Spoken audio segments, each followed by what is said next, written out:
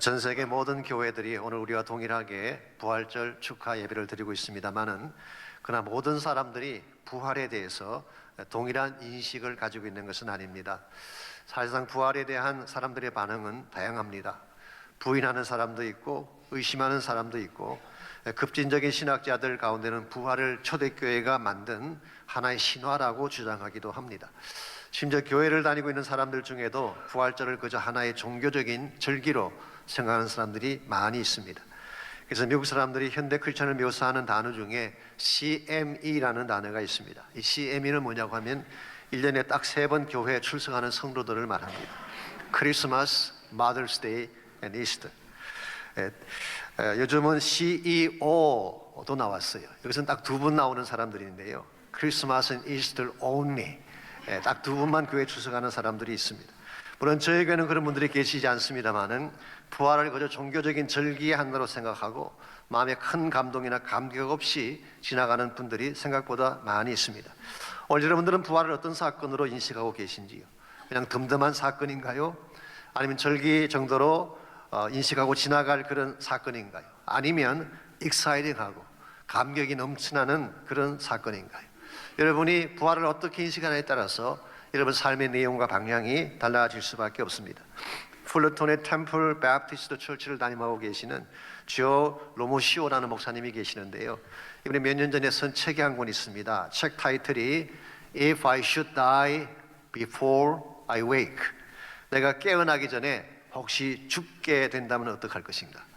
이건 사실은 미국 병원에서 잘 쓰는 용어 중에 하나이죠. 예컨대 중병을 선고받은 환자가 전신 마취를 하고 수술대 위에 올라갑니다. 아시겠지만 수술하기 직전에 의사가 사인하라면서 페이퍼 한 장을 주죠. 이 수술로 사망해도 좋다고 하는 일종의 서약서입니다. 여기에 사인을 해보신 적이 있나요? 말은 하지 않지만 사실 섬찟한 순간이죠. 아, 내가 수술 후에 못 깨어날 수도 있겠구나라는 생각을 할 수가 있습니다. 그렇게 해서 사인을 한 후에 마취를 받고 깊은 잠 속에 빠지게 됩니다. 그때 쓰는 말이 If I should die before I wake. 혹시 내가 깨어나기 전에 죽는 잠은 어떻게 할 것인가. 이와 같이 불안함 가운데서 잠이 들었는데요.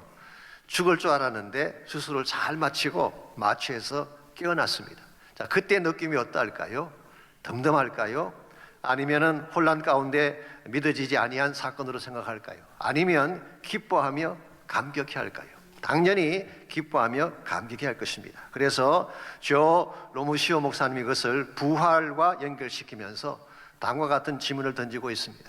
만일 죽은 줄 알았던 예수님이 다시 사셨다는 소식을 들었을 때, 아니 우리 모두가 죽는 줄 알고 있었는데 죽음으로 모든 것이 끝난 줄 알았는데 죽음 후에 다시 사는 부활이 있다는 소식을 듣게 되었을 때, 그때 우리가 보일 반응은 어떠해야 될까라는 질문이었어요.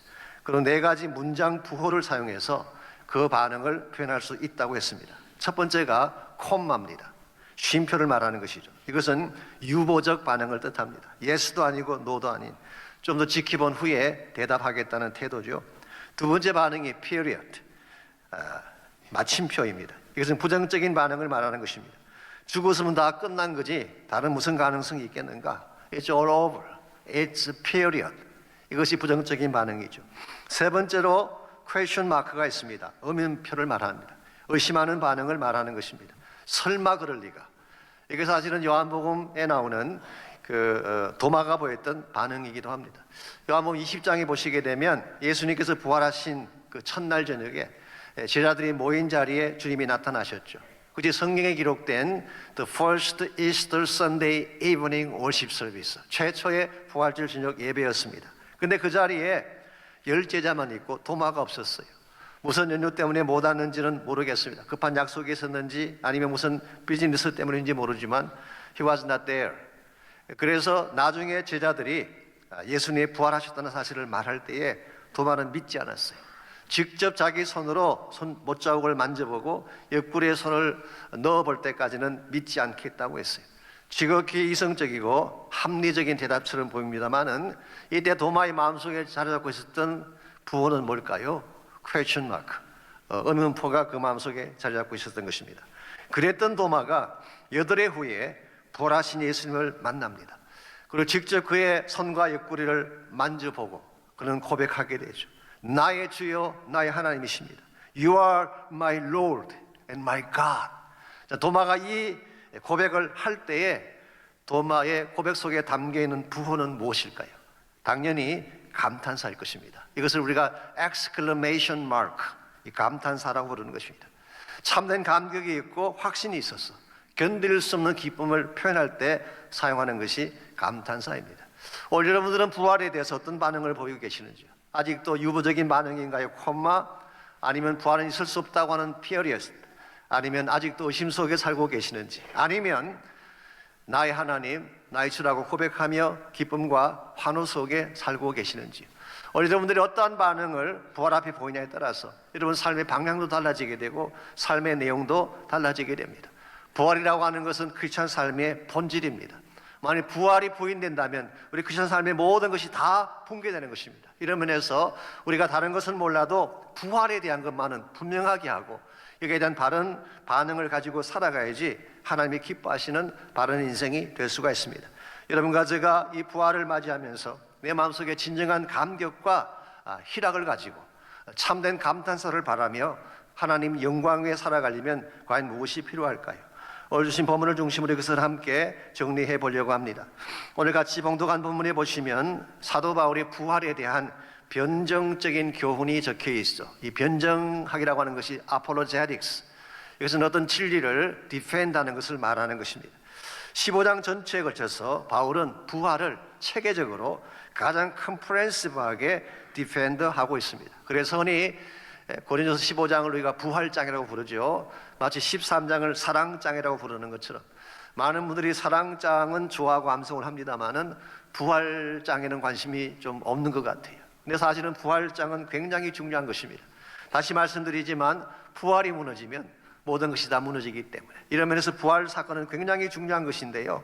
자, 그렇다면 초대교회 성도들은 모든 자들이 다 부활을 믿었을까요? 그렇지 않은 것 같습니다. 12절 말씀 보겠습니다.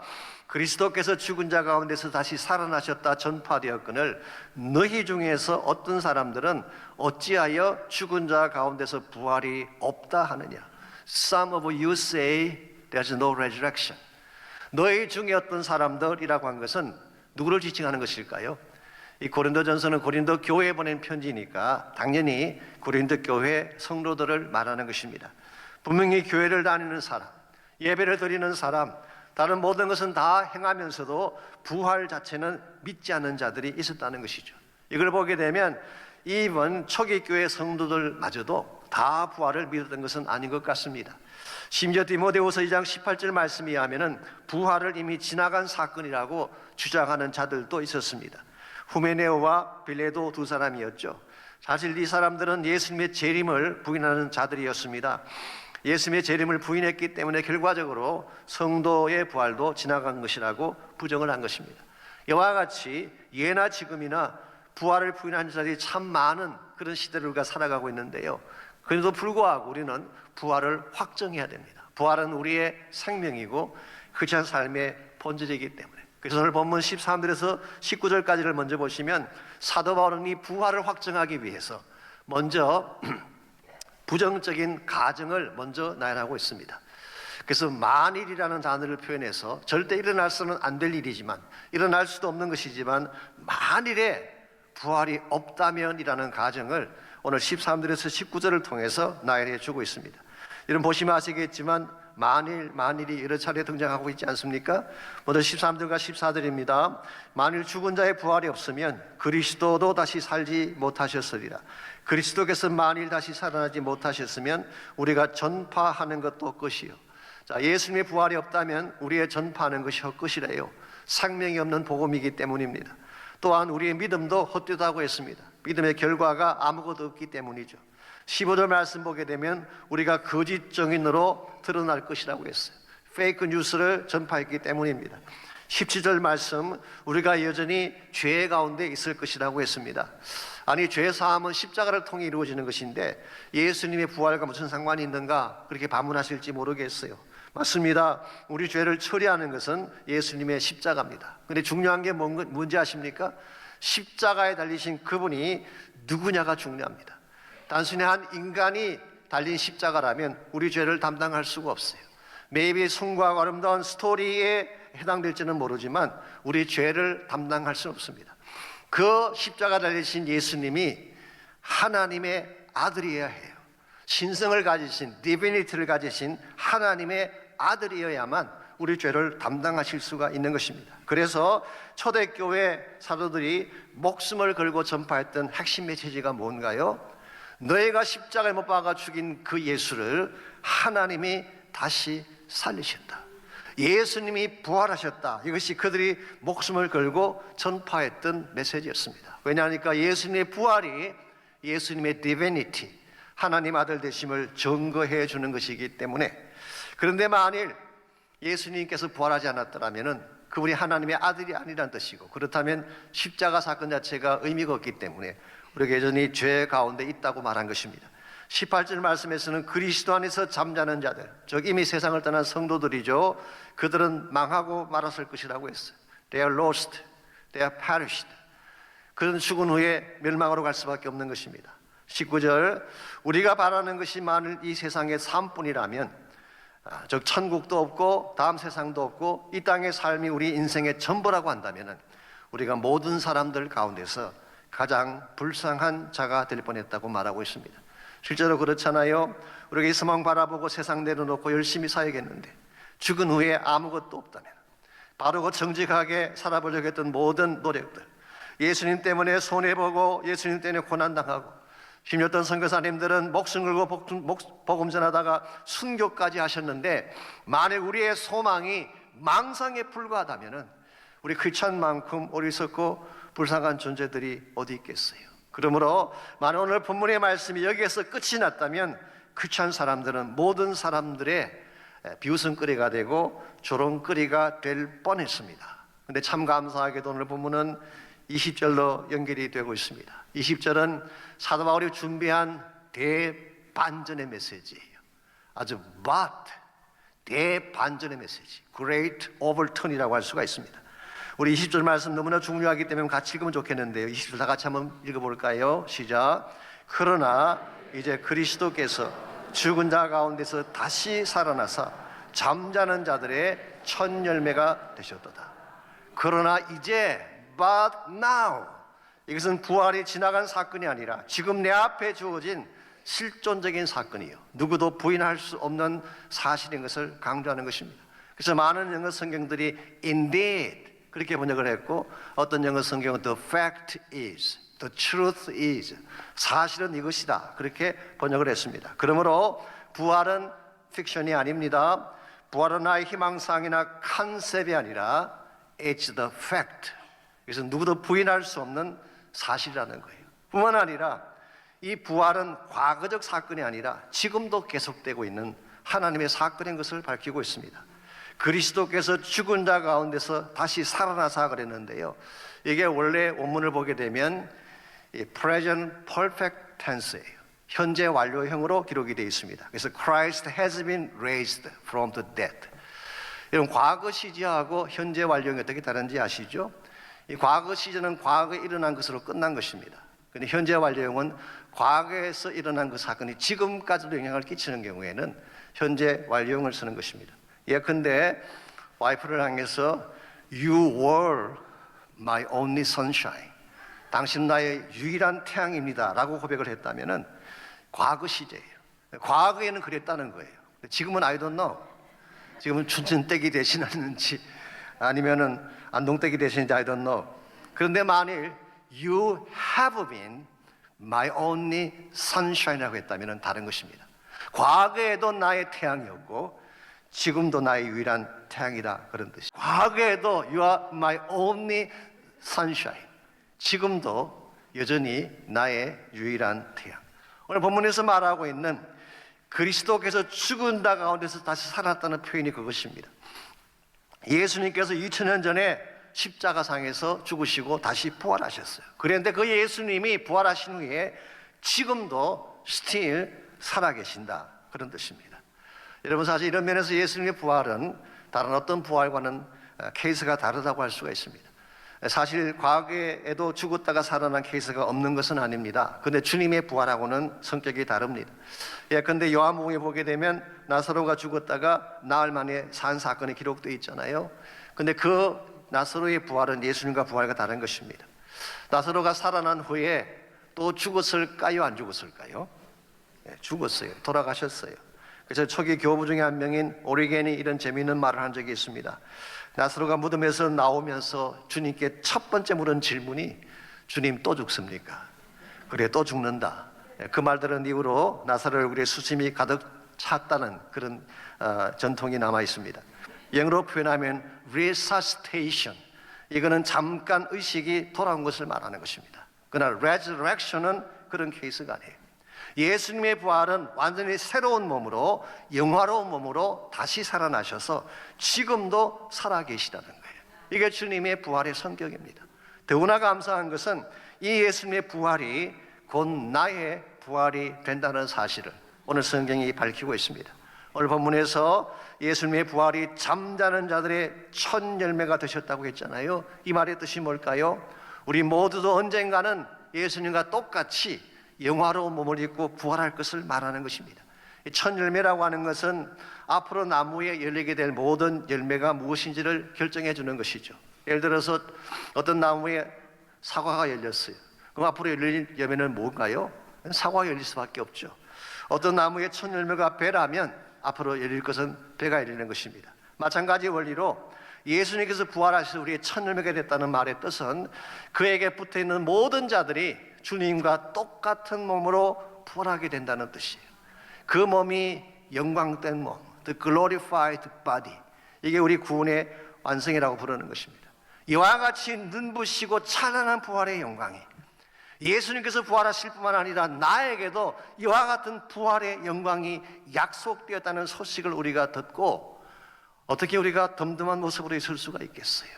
우리는 마땅히 이 부활의 사건 앞에 exclamation mark, 감탄사를 발휘하는 것입니다. 견딜 수 없는 감격으로, 감사함으로 하나님께 나가 찬양을 하는 것이 마땅한 것입니다. 오늘 부활을 맞이한 여러분 가슴 속에 이 감탄사가 회복되시기를 바랍니다. 그냥 지나갈 사건으로 간주하지 마십시오. 덤덤한 사건이 아닙니다. 나에게 참된 소망을 안겨준, 이 온 세상 사람들에게 진정한 소망을 안겨준 가장 위대한 사건. 그러므로 마땅히 부활은 내 인생의 감탄사가 되어야 하는 것입니다. 어떻게 할 때 여러분과 제가 부활을 통해 참으로 하나님의 영광을 드러내고 내 삶 자체가 감탄사가 연발되지는 삶이 되어질 수 있을지, 오늘 본문에 나타난, 특별히 15장 전체에 나타난 이 말씀을 통해서 부활을 내 인생의 감탄사로 만드는 몇 가지 비결을 함께 정리해 보려고 합니다. 첫 번째로, 부활이 감탄사가 되는 삶을 살려면 나의 옛자를 죽여야 됩니다. 나의 옛자를 죽여야만 부활이 살아나는 것입니다. 제가 부활에 대한 말씀을 드리면서 죽음을 이야기하는 것이 모순처럼 들릴지 모르지만요, 아닙니다. 옛자가 죽지 아니하면 참된 부활의 능력이 내 안에서 살아날 수가 없습니다. 그래서 31절입니다. 형제들아, 내가 그리스도 예수 우리 주 안에서 가진 바 너희에 대한 나의 자랑을 두고 단언하노니 나는 날마다 죽노라. 이 나는 날마다 죽는다는 이 표현이 문맥적으로 볼 때는 maybe 바울이 날마다 겪고 있는 위험한 상황을 묘사한 말씀일 수 있습니다. 그러나 저는 그것만은 아니라고 생각합니다. 바울은 실제로 날마다 자신 안에 있는 자기를 죽이기 위해 애쓰고 노력한 것을 우리가 알고 있습니다. 그래서 유명한 종교개혁자인 마르틴 루터는 이 말씀을 이렇게 번역을 했어요. I am baptized every day. 나는 날마다 침례를 받노라. 그렇게 번역했어요. 침례를 받는다는 말은 우리가 물속에 들어가는 것을 말하는 거죠. 물속에 들어가는 그 순간 나의 옛자를 그리스도와 함께 장사 지내는 것을 말합니다. 그러므로 I am baptized every day라는 말은 I am dying every day라는 말과 같은 것입니다. 그러므로 여기서 우리는 내 옛 성품을 죽여야만 진정한 차원의 부활의 능력이 나를 통해 나타날 수 있음을 기억을 해야 됩니다. 우리 영적 삶을 살아가는 데 있어서 가장 큰 대적이 뭔지 아십니까? 외부에서 공격하는 적이나 악한 환경이 아닙니다. 나 자신이에요. 나라고 하는 존재가 하나님의 은혜를 가로막고 부활의 능력을 가로막는 가장 큰 장애물이 된다는 사실. 그리고 이것을 비워내지 아니하면 결코 하나님이 기뻐하는 삶을 살아갈 수가 없습니다. 예수님의 경우도 보시게 되면요, 예수님께서 십자가를 지시기 전날 밤에 주님이 극복해야 될 가장 큰 문제는 대제사장이나 바리새인들이 아니었어요. 예수님 자신이었어요. 그래서 주님께서는 겟세마네 동산에 올라가서 밤새 기도하며 한 가지 사실을 반복하셨어요. 할 수만 있다면 이 잔이 내게서 지나가게 하십시오. 이 고난의 잔이 너무나 무섭고 두렵고 힘든 잔이기 때문에. 그러나 그 다음 말씀이 중요하죠. 나의 원대로 하지 마십시오, 아버지의 원대로 하옵소서. 이걸 예수님께서는 반복해서 밤새 기도하셨어요. 다른 말로 표현하면 자신을 꺾기 위한 처절한 싸움, 정말 땀방울이 핏방울이 되도록 밤새 그분이 고통하며 부르짖었던 내용은 나를 꺾고 하나님의 뜻을 이루게 해달라는 고백이었어요. 이와 같이 자신을 꺾으셨기 때문에 그분은 십자가를 지는 것이 가능했고 마침내 부활의 영광을 맞이하게 된 것입니다. 오늘 젊은과 제 삶도 마찬가지입니다. 우리가 진실로 하나님께 쓰임받고 하나님의 기뻐하는 사명자가 되기를 원한다면 먼저 내 안에 있는 정과 욕심을 십자가에 못 박아야 합니다. 이걸 하지 아니하면 우리는 부활의 주님을 모시고 살면서도 부활의 능력을 행사할 수가 없는 것입니다. 늘 말씀드리는 것이긴 합니다만은 우리가 예수님 믿은 이후에도 여전히 옛자아가 남아 있습니다.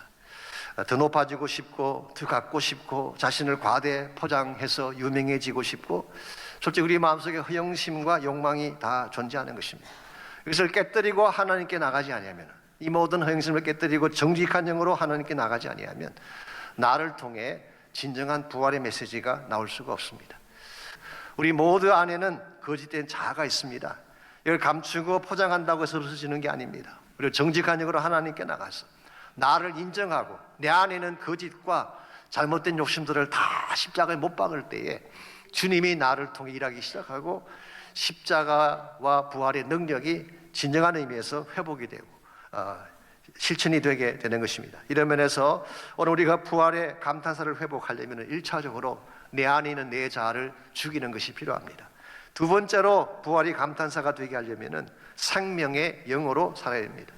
우리가 옛자를 죽인 후에 그냥 두게 되면 옛자가 다시 살아날 가능성이 많습니다. 그런데 생명의 영이신 성령의 내 안을 가득 채우게 되면 우리의 old nature, 옛자가 사라지게 되고 진정한 차원의 승리가 주어지게 되는 것입니다. 그래서 45절을 보시게 되면 여기에 두 종류의 아담이 소개가 되어 있죠. 45절입니다. 기록된 바 첫사람 아담은 생령이 되었다 함과 같이 마지막 아담은 살려주는 영이 되었나니. 첫사람 아담, the first 아담은 아신 대로 창세기에 나오는 그 아담을 말합니다. 그렇다면 마지막 아담은 누구를 말할까요? The last 아담. 이것은 우리와 똑같은 육신을 입고 오셨지만 죄가 없으신 하나님의 아들 예수님을 말하는 것입니다. 창세기 보게 되면 하나님 아담을 창조하실 때에 먼저 흙으로 만드셨어요. 그리고 거기에다가 하나님의 입김을 불어넣어 주시니까 생명이 되었다, living soul이 되었다, 그렇게 기록하고 있습니다. 저는 이것도 굉장한 축복이라고 생각합니다. 하나님의 입김을 받고 하나님의 형상으로 지음받은 존재이니까 세상의 어떤 존재보다도 더 존귀한 존재인 것이 분명합니다. 그런데 한 가지 문제가 생겼어요. 그 문제가 뭘까요? 죄라고 하는 문제가 생긴 것입니다. 그들이 불순종함으로 죄가 그들 심령 속에 들어오게 되면서 하나님의 형상에 금이 갔어요. 무한 우리 육체와 우리의 마음, 마인드, 그리고 우리의 영까지 모두 망가지게 된 것입니다. 이와 같이 죄 때문에 망가진 하나님의 형상, 죄 때문에 망가진 나 육과 혼과 영, 이것이 바로 우리 안에 남겨진 옛 자아라고 할 수가 있는 것입니다. 그래서 오늘 우리 삶 가운데에 아픔이 있고 상처가 있고 고통이 있고 깨어짐이 찾아오게 되는 것입니다. 그랬는데 the last 아담, 마지막 아담이신 예수님께서 오셔서 우리 죄를 감당해 주시고 부활하심으로 말미암아 우리 모두에게 생명을 주셨는데, 이 예수님 우리 심령 속에, 죽었던 우리 심령 속에 생명을 주신 이 사건을 오늘 본문에서는 뭐라고 표현하고 있나요? 마지막 아담이신 그분은 살려주는 영이 되었나니. 영어로 보게 되면 life-giving spirit. 단순히 주님은 사셨을 뿐만 아니라 본인이 가진 생명을 우리에게 주시는 영이 되셨다는 거예요. 요한복음 4장에 보시면 우리가 잘 아는 사마리아 성의 수가성한 여인에 대한 스토리가 나오죠. 우리가 잘 아는 것처럼 그 여자는 상처와 수치 가운데 살아왔던 여인이었습니다. 오죽했으면 아무도 나오지 않은 낮 12시에 물을 길러 나왔겠습니까? 누구와도 마주치고 싶지 않은 부끄럽고 누추한 삶을 살아갔던 이 여자, 매일 우물가에 나와서 우물을 길어갔지만 그녀의 목마름은 채워지지 않았습니다. 그때 예수님께서 그 여인에게 다가가서 하신 말씀이 이것입니다. 내가 주는 물을 마시는 자는 영원히 목마르지 아니하리니 내가 주는 물은 그 속에서 영생하도록 솟아나는 샘물이 되리라. 영어 성경 보시면은 내가 주는 물은 life giving water, 생명을 가져오는 물이다, 그렇게 말씀하셨어요. 자, 정리하면 예수님이 부활하신 후에 우리 안에 영으로 와 계십니다. 부활 성천하신 후에 보혜사 성령께서 우리 안에 오시지 않았습니까? 주를 영접하는 순간 그 부활의 영이신 살아계신 그리스도가 우리 안에 내주하신 것입니다. 우리 안에 오신 그 성령님은 그냥 성령님이 아니라 생명을 주시는 영, life giving spirit이 되는 것입니다. 이 성령께서 우리 안에 들어오게 되면 우리의 죽었던 영이 살아나게 됩니다. 말랐던 심령 가운데 생기가 솟아나게 되는 것입니다. 고통과 아픔이 치유되어지고 갈증과 우울증이 떠나가고 하나님의 기뻐하는 존귀한 인생으로 변화될 수 있는 것. 그러므로 우리 모두에게는 생기를 주시는 life giving spirit이 필요합니다.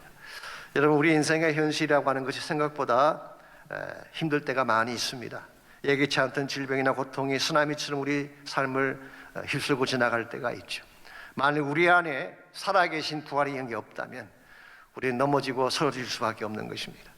언젠가 미국의 캔서 소사이어티가 발행한 자료를 보니까요, 미국 사람들이 가장 두려워하는 말이 You have cancer, 당신에게 암이 있다는 그 말이래요. 놀라운 사실이 뭔지 아십니까? 이 말을 매일 5,000명 이상이 듣고 있대요. 매일. 그럼 내가 아직 그 말을 듣지 않았다고 해서 안심하며 살 수 있을까요? 아무도 모릅니다. 언제 나의 차례가 돌아올지는 아무도 모르는 것입니다. 그러므로 여러분들 혼자 힘으로 살려고 하지 마십시오. 내 안에 살아계신 부활의 영이 필요해요. 내가 죽어도 다시 살게 하는 life giving spirit이 우리 안에 오셔야지. 그분이 내 삶을 다스려야만 우리는 주어진 어려움도 넘어설 수가 있게 되고 절망의 상도 넘어갈 수가 있는 것입니다. 경제적인 파산 물론 두려운 일이죠. 그러나 부활의 능력 앞에 그것은 아무 능력이 없습니다. 캔서, 무서운 질병이죠. 그러나 다시 살리신 영이신 부활의 영이 우리와 함께하면 그 질병마저도 정복될 수 있다고 저는 믿습니다. 심지어 우리의 죽음이 나를 공격하고 우리 모두가 죽음의 문턱까지 갔다고 할지라도 그것마저도 우리를 낙심시킬 수가 없습니다. 왜냐하면 우리는 죽어도 다시 산다고 하는 주님의 약속이 있기 때문이죠. 이런 면에서 무슨 일을 당하든지 어떤 상황 속에 처하든지 두려워하지 마십시오. 절망하지 마십시오. 내 안에 이미 살아계신 부활의 영이신 예수 그리스도의 영을 붙드시고 그분과 함께 승리를 선포하며 살아가시기를 바랍니다. 그때 우리는 쇠하는 자가 아니라 정말 생명의 능력을 가지고 이 땅을 변화시키는 인생이 되는 것입니다. 마지막으로 우리 삶이 부활의 감탄사가 되기를 정말 원한다면 내가 마땅히 해야 될 삶의 과제가 있는데 이 삶의 과제를 행해야 되는 것입니다. 지금까지 말씀드린 것처럼 정말 예수님의 부활 사건이 소망의 사건이요, 죽음을 정복한 사건이요, 바로 그 부활 사건이 나의 부활의 사건인 것이 확실하다면 우리는 그 부활의 소식을 듣고 가만히 있을 수가 없습니다. 당연히 부활의 소식을 전해야 되는 것입니다. 왜냐하면 아직 소식을 듣지 못한 사람들이 많기 때문에. 이 부활의 소식을 듣지 못한 채 사망 가운데 죽어가는 영혼들이 얼마나 많이 있습니까? 그들에게 진짜 필요한 것은 바로 예수님이 다시 사셨다고 하는 부활의 소식입니다. 이걸 우리가 전할 때, 이 과제를 감당해 나갈 때 우리 삶이 부활의 영광이 되는 것입니다. 55절에서 57절까지를 보십시오. 거기 보게 되면 우리 인간이 대적해야 될 가장 무서운 세 가지 대적이 나열되어 있습니다. 첫 번째가 사망이에요. 죽음이라는 대적. 두 번째가 죄입니다. 죄. 그리고 세 번째가 율법이에요. 이 세 가지 대적은 우리 힘으로 절대 이겨낼 수가 없습니다. 우리 가운데 사망을 이길 자 있을까요? 없습니다. 죄를 정복할 수 있을까요? 없습니다. 율법의 모든 요구사항을 다 이루어내고 율법을 통해 구원받을 자 있을까요? 아무도 없습니다. 그런데 나의 힘으로는 도저히 감당할 수 없는 사망과 죄와 율법을 예수 그리스도께서 다 정복해 주셨어요. 그래서 57절입니다. 우리 주 예수 그리스도로 말미암아 우리에게 승리를 주시는 하나님께 감사하노니. 예수님의 부활은 바로 이와 같은 사망과 죄와 율법을 정복하고 승리한 사건입니다. 이 사실을 안다면 이제 우리가 해야 될 사명은 뭘까요? 58절입니다. 58절이 바로 부활장의 결론이면서 우리 모두가 남은 생애 동안 반드시 해야 될 우리 삶의 과제입니다. 58절입니다. 그러므로 내 사랑하는 형제들아 견실하며 흔들리지 말고 항상 주의 일에 더욱 힘쓰는 자들이 되라. 이는 너희 수고가 주 안에서 헛되지 않은 줄 알미니라. 여기서 주의 일에 힘쓰는 자가 되라고 했는데요. 주의 일이 뭘 말할까요? 이것은 복음의 일을 말하는 것입니다. 주님의 일이 나의 일이 되는 것을 말합니다. 그런데 이것을 힘쓰는 자가 되라. 영어 성경 보시게 되면 Give yourself fully to the work of the Lord. 주님의 일을 fully 너희 자신을 들여사라 그렇게 번역했어요. New Living Translation은 work enthusiastically 열정적으로 보레아 성경은 excel이라는 표현 excel in the work of the Lord. 정말 내 힘에 지나치도록 나의 것을 넘어서도록 전심을 다해 이 일을 힘쓰라고 말씀하고 있습니다. 왜 복음 전파의 일을, 왜 이 예수의 복음을 전하는 일을 이처럼 전심을 다해 힘에 지나치도록 열정적으로 다 해야 할까요? 왜냐하면 우리가 이 사명을 감당하지 아니하면 이 땅에는 소망이 없기 때문입니다. 죽어가는 영혼들에게 가장 필요한 메시지는 죽어도 다시 산다는 부활의 메시지입니다. 오늘 여러분 가정가 힘들지만 어렵지만 이 소명을 향하여 살아갈 때, 이 아이의 삶에 주어진 과제를 전심을 다해 다 감당할 때, 오늘 성경은 말합니다. 이 수고는 주 안에서 결코 헛되지 않을 것이라고 말씀하고 있어요. 이 말의 뜻은 언제인가 주님 다시 오실 때에 우리가 수고했던 모든 수고를 갚아줄 날이 있다는 사실을 밝힌 것입니다. 실제로 요한계시록 22장 12절은 이렇게 기록하고 있습니다. 예수님이 직접 하신 말씀입니다. 보라 내가 속히 오리니 내가 줄 상이 내게 있어 각 사람에게 그가 행한 대로 다 갚아주리라. 여러분, 예수님은 반드시 다시 오십니다. 주님 다시 오실 그날 여러분과 저는 영화로운 몸을 입고 공중에서 주를 만나게 될 것입니다. 주님 오실 때에 살아있던 자들은 호련히 몸이 변화되어져서 영광된 몸으로 들림받고 공중에서 주를 만나 그분과 함께 영혼을 보낼 것을 성경은 약속하고 있습니다. 우리 모두는 언젠가 주님 다시 오실 때에 그분 앞에 설 날이 있을 거예요. 그때 과연 어떤 모습으로 서야 될까요?